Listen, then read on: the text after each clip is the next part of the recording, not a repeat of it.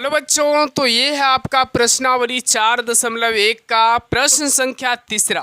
मेरे बच्चे क्लास 12 के बच्चों के लिए बहुत ज़्यादा VVI सवाल है, बच्चों को समझना बहुत ज़रूरी है। सबसे पहले यदि ए बराबर ये दिया हुआ 1 2 4 2 तो दिखाइए कि डिटर्मिनेंट्स 2a का जो इक्वल होगा वो 4 इंटू डिटर्मिनेंट्स a के बराबर होगा। ऐसे सवाल को आप कैसे बनाइएगा? देखिए, सबसे पहले करना आपको क्या है कि यहाँ पे आप डिटर्मिनेंट a बराबर आपका दिया हुआ है ना, डिटर्मिनेंट्स a का मान निकाल लीजिए। मेरे भाई, मैट्रिक्स में जब डिटर्मिनेंट्स का चिन्ह लगता है तो ये मैट्रिक्स का चिन्ह हट करके डिटर्मिनेंट्स का चिन्ह आ जाता है। याद रखिएगा, 2 का गुना 1 से तो 2 होगा, 4 के गुना 2 से तो 8 होगा, और यहाँ पे 2 में से 4 जाएगा, 2 में से 8 जाएगा तो माइनस में 6 होगा। यानी डिटर्मिनेंट्स a का मान जो है बच्चा आपका माइनस में क्या आ जाएगा, 6 आ जाएगा। हालांकि अगर ये नहीं निकालिएगा तो बस डिटर्मिनेंट्स a का मान, डिटर्मिनेंट्स इस तरीक़ा से आप रखिएगा तब भी बन जाएगा, क्योंकि मान नहीं निकालना है, आपको बराबर करना है। देखिए, अब करना क्या है बच्चा, 2 इंटू ए करना है। तो 2 इंटू ए करिएगा तो 1 2 4 2 हो जाएगा।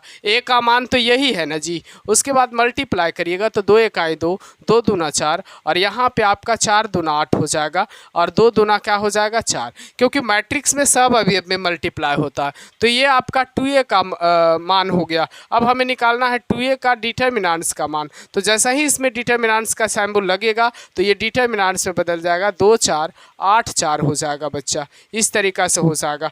यानी कि यहाँ से R1 से, डिटर्मिनेंट्स में जो है किसी भी R1 से या R2 से कॉमन ले सकते हैं या C1 से। तो R1 से हम 2 कॉमन ले लेते हैं, फिर R2 से हम 2 कॉमन ले लेते हैं, तो यहाँ बचेगा 1, यहाँ बचेगा 2, यहाँ बचेगा 4, और यहाँ बचेगा 2।